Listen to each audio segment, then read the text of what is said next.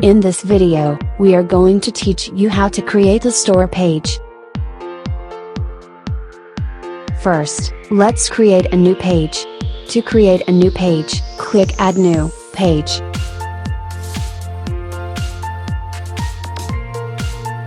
Let's enter your store page title here.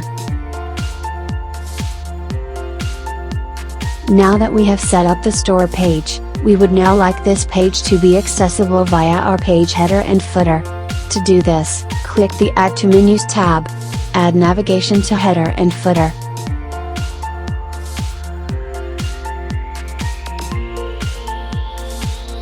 Now, let's set a layout for your store page.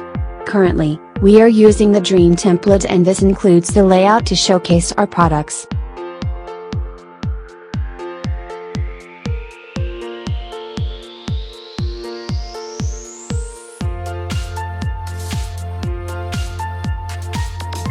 Once you have chosen the layout, click Save and then Live Edit.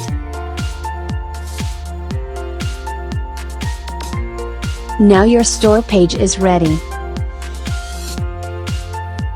Well done! In the next video, we will teach you how to add your products.